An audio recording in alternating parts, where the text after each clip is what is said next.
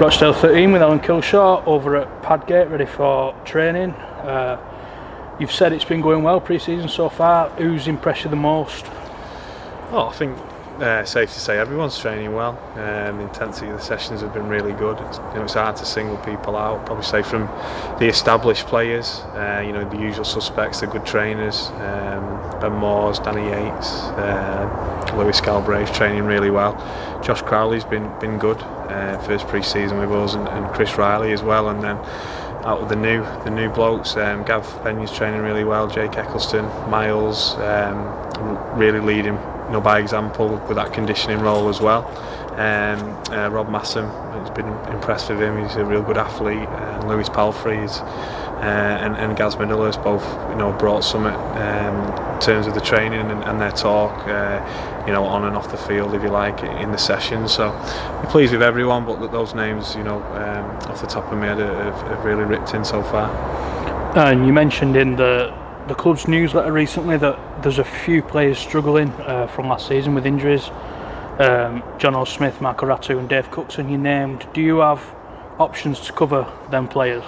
Yeah, we think we've got a well-balanced squad. We think we've got competition in all places. You look at John O, if he's not available for round one, which we hope he is. You've got Jordan Case, who's comfortable in a number of positions, but especially in the back row.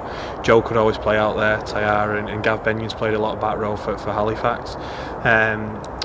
Michael, we are hoping he'll be right for round one, but if he's not, same with Dave Cookson, who won't be.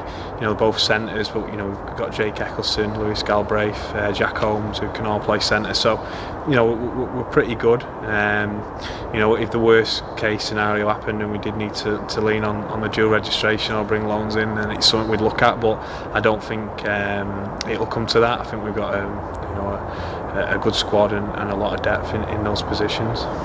And you touched on it a bit then, but sort of competition for places, how do you think that's going to go over the course of the season? Yeah, look, I think we're strong. I think we've recruited really well. Obviously it's important to get that cohesion. There's a lot of new lads in there, so it's important that cohesion comes early. We need to hit the ground running, and we've done that, and we've factored that into our training and into our ball work sessions. There is a lot of competition, even the young lads like Luke Foden, who's come in, local lad, he's training really well, and he's impressing people, and he's not afraid to put himself about in the contact sessions. So from player number 1 to player 25, we feel we're strong across the park. And last season there was a lot of talk about Freefall attack. It was pretty much one of our trademarks. Teams seem to worry about it. It was quite risky in places. Will you be changing that next season in the Championship when you're against stiffer competition? No, not all. It's our it's my philosophy to play and entertain. People come through the gates to pay the money, and they want us. And for us, we want to play a good brand of rugby league, and and the players we've signed will fit into that, and the work we've been doing. Can we play as good as we want? That brand in February, March when it's wet. Potential, snow. Probably not. We might have to change week to week or on the day of the game, but hopefully we can, play that brand of rugby and promote the ball and be exciting to watch and still get results. And with that in mind, have you sort of targeted a position on the ladder for next year where you're aiming to finish above? Oh, I just think we're the same as every team. You start the season, you want to be the best team in the league, and everyone will start off with that in mind. At the minute, we're just working hard on trying to improve every week. We've got to get conditioning done, our strength work done, our skill work done. It's a real tough block this for the players before Christmas, mentally as well as physically, and then we have the friendly. So we're not looking too far down the track at positions in the competition. We just want to finish up as high as we can, and week in, week out we want to improve. And we'll obviously want to avoid the bottom half of the ladder if we can, and push up, and this group I feel has got the potential to do that.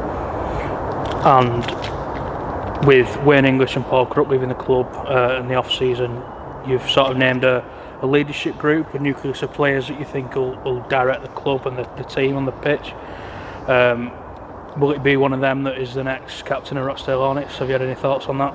Yeah, look, Wayne and Paul did a great job, a great service for the club, and they were part of the leadership group last season with John O'Ben and Chris. So those three have sort of retained that spot, and the two people that we identified to come in. Lewis Palfrey is a real good leader, and he talks well, and Gary's more of a doer and leads with his actions. So those two have joined that group, and yeah, you're right. The captain will more than likely come out of that group, but we can look at the friendlies and have a look at it. Whether we go with co-captains or a club captain and a team captain, that might be a possibility as well, just to share the responsibility. It worked very well last year with Wayne and Paul. So we'll have a look at it. We feel it's important to have a senior players group, just to bridge that gap between the coaching staff and the players, and Miles as well is part of that, being on the staff and playing. So there's some good experience in there, and some good leaders, and